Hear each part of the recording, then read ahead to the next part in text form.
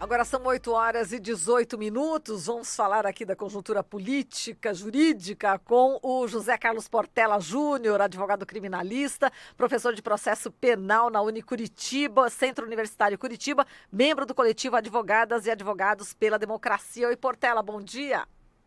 Bom dia, Marilu. Bom dia, ouvintes. Você torce pro Atlético Paranaense, não? Não torço. Eu ia Essa perguntar. alegria. Então você não tá muito feliz, então, né? O teu time não tava lá. Qual seria o seu time, Portela? Eu não torço para time nenhum, eu sou alheio. Segundo a última pesquisa da Datafolha, a maior torcida do Brasil é time nenhum, É time nenhum. 22%. Ah, Ganha então do Flamengo. você tá fazendo parte dessa, né, Portela?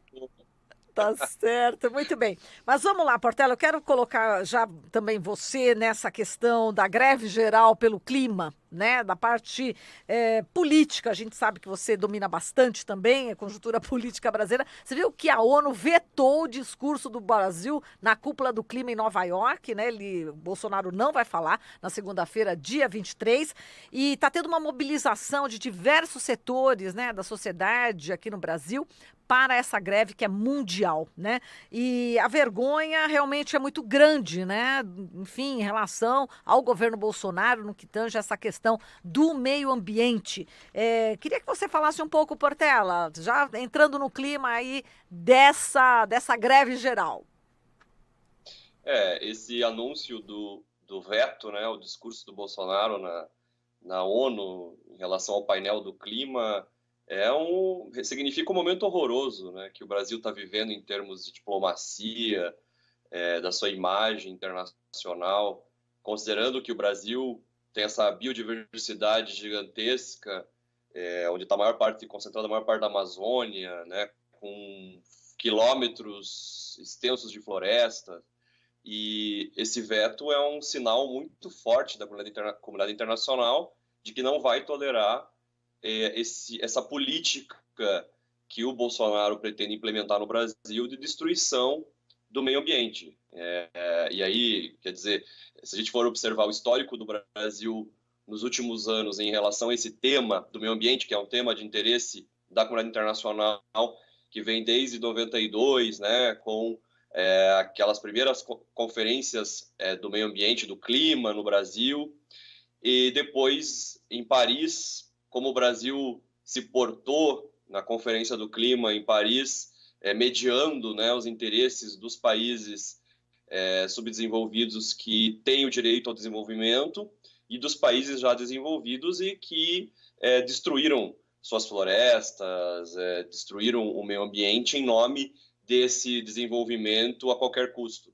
Então, a gente olha o histórico do Brasil sempre tendo um papel ativo na mediação desses acordos referente ao clima e ao meio ambiente, e agora sendo jogado para escanteio numa clara demonstração da ONU e da comunidade internacional de que o Brasil não tem nenhum tipo de legitimidade para falar sobre esse tema, mas considerando os eventos recentes de ataques frontais, né, e cabais ao desenvolvimento que nós entendemos hoje na perspectiva da sustentabilidade, um desenvolvimento que não seja destrutivo do meio ambiente, que inclua as pessoas e que proteja o meio ambiente e a biodiversidade.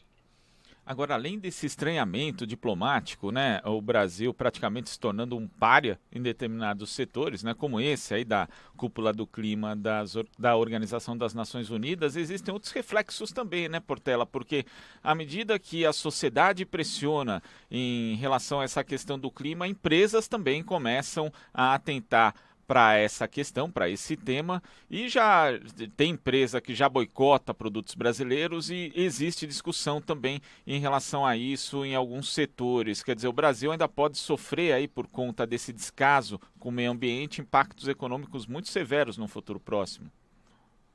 Já está sofrendo retaliação e, claro, porque se a gente observa hoje uma das principais pautas nos painéis internacionais, nos fóruns internacionais, é a questão do clima, a questão climática, do meio ambiente. Então, obviamente que o Brasil, ao sinalizar que não pretende proteger o meio ambiente, manda um recado para a comunidade internacional de que quer ficar à margem da onda que é uma onda que é necessária e que veio agora com força total diante da catástrofe climática que nós estamos vivendo já, né, no presente.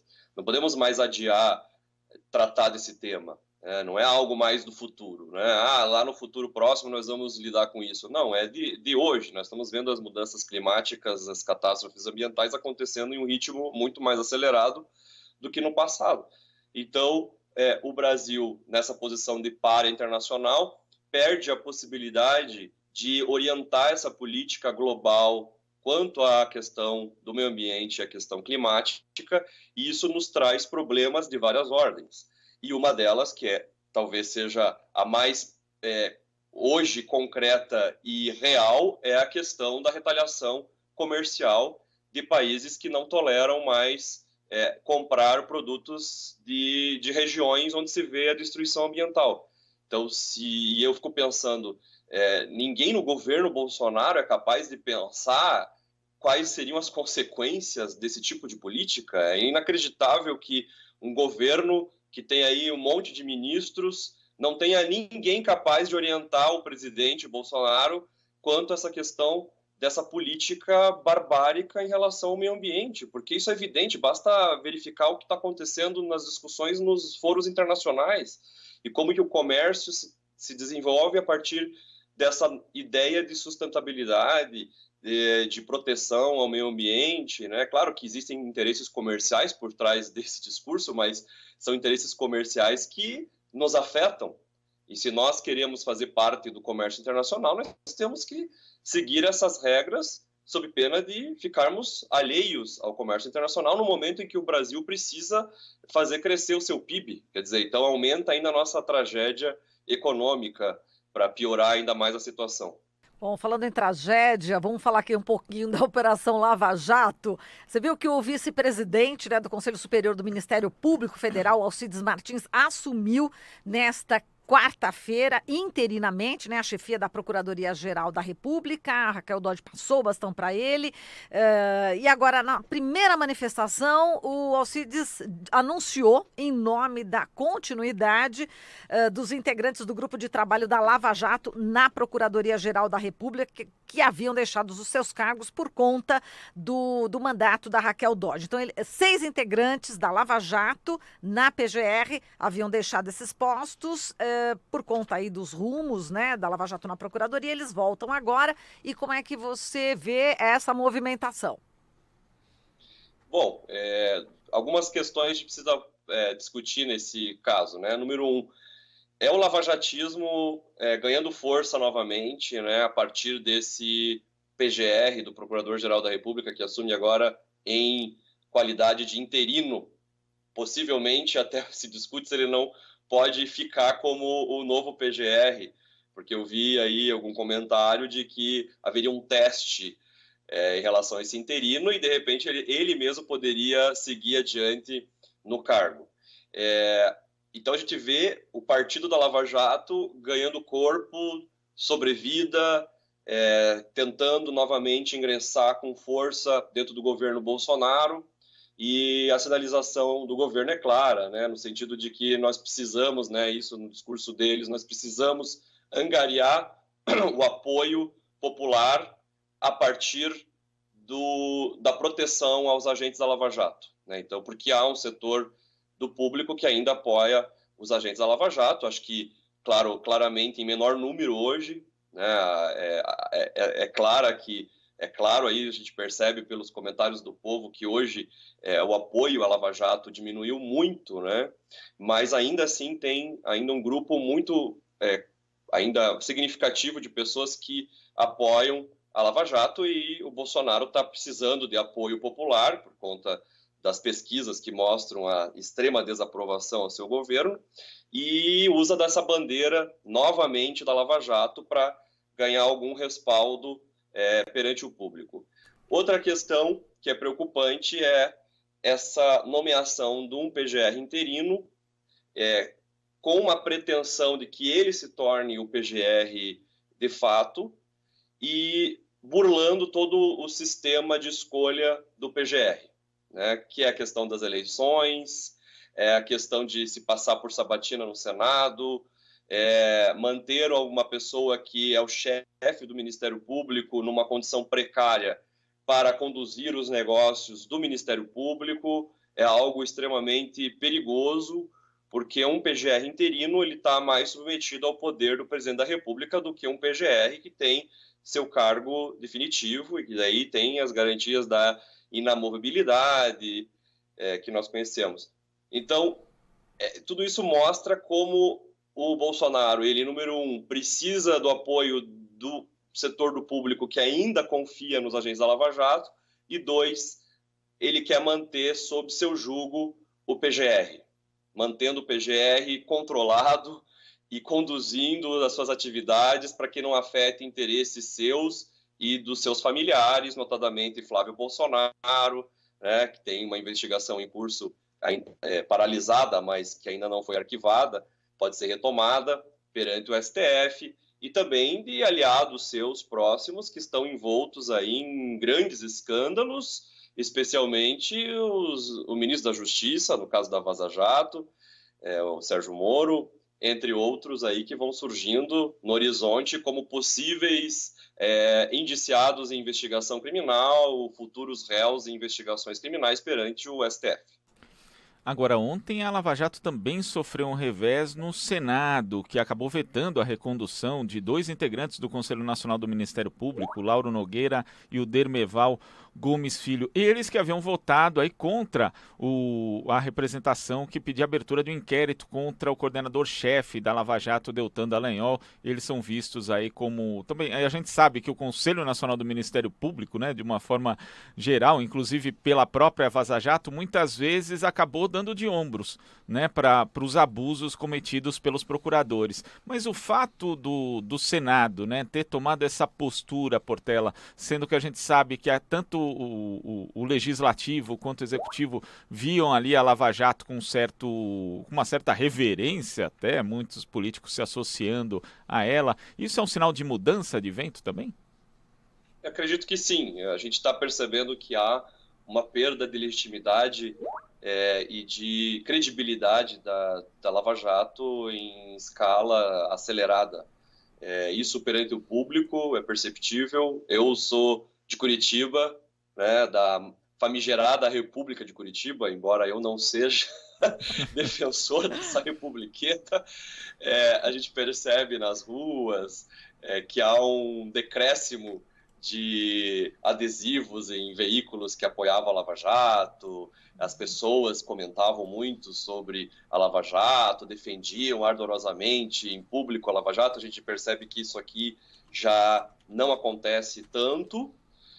Percebemos também que há um setor da imprensa comercial, né, da imprensa tradicional, que tem aumentado a crítica aos agentes da Lava Jato, coisa que a gente também não via no passado. E temos visto também nos órgãos de controle um aumento ou melhor dizendo, um discurso que é diferente daquele discurso que nós víamos até então, que era de tolerar todos os abusos dos agentes da Lava Jato, e a gente já vê uma sinalização no outro sentido. E aí, como você menciona, Glauco, esse é um exemplo de que a Lava Jato está perdendo sua força. Ao mesmo tempo que está perdendo sua força num braço, o Bolsonaro está tentando dar força no outro braço, né? Essa é uma briga aí que vai se intensificar, acredito, com esse novo PGR e, sobretudo, por conta da perda de aprovação do Bolsonaro, que vai caindo a aprovação a cada mês, né? Isso é evidente, porque o povo percebe a falta de condução dos negócios públicos nesse governo, né? É evidente que se não há uma condução nem na política econômica, na política ambiental, na política de segurança, na política de emprego, o povo vai querer uma resposta e cada vez mais urgente. E o Bolsonaro se alia a essas figuras da Lava Jato porque é a sua bandeira ideológica e vai segurar nisso até o fim dos seus dias no governo. Então nós vamos ver que essa briga vai se intensificar entre o Bolsonaro e os órgãos de controle que vão para cima dos agentes da Lava Jato. Pois é, agora você viu hoje de manhã, Portela, a Polícia Federal, né, realizando amanhã desta quinta-feira uma operação no Congresso, né, que tem por alvo o líder do governo, né, no Senado, que é o Fernando Bezerra Coelho, do MDB do Pernambuco. A Polícia Federal aí agora nessa, enfim, nessa perseguição também em relação ao líder do governo, né? Como é que você está vendo? Pois é, então aí a gente vê um racha mesmo daquilo que nós estamos vendo até então, ou seja, uma coordenação entre a Polícia Federal, o Judiciário, o Ministério Público Federal, no sentido de encaminhar o Brasil para uma certa forma de governo, né? E aí nós já estamos vendo que esse plano já não está dando certo, né? Quando foi para colocar o Bolsonaro no poder, as coisas estavam funcionando entre esses órgãos como um relógio. A partir do momento que o Bolsonaro foi para o poder, a guerra intestina começou e nós estamos vendo já esses fogos amigos, né? Que não são tão amigos assim mais. Nós já podemos dizer que são inimigos que estão agindo de uma maneira bastante assintosa para defender os seus interesses. Alguns já querem se descolar do Bolsonaro, né, já vem que é um governo que está com seus dias contados, e aí começa a adotar um discurso agora anticorrupção contra os integrantes do governo Bolsonaro para também ganharem respaldo perante o público. E aí a minha desconfiança não é que esses órgãos estejam agindo em prol do público, em prol do povo. Aí me parece que há outros interesses por trás que fazem com que esses órgãos ataquem o governo para protegerem interesses seus particulares. Perfeito. E aí essa guerra vai ser bastante intensa e acho que por isso mesmo o Bolsonaro entendeu que precisava ter um PGR sob a sua tutela, porque sabe que está perdendo o controle em outras instâncias. Perfeito. Com essa falta de controle, a gente vai encerrando aqui essa entrevista, Portela. Um grande abraço para você, muito obrigada. Obrigado. Eu que agradeço. Bom trabalho. Obrigada. Falamos aqui com José Carlos Portela Júnior, advogado criminalista, professor de processo penal na Unicuritiba.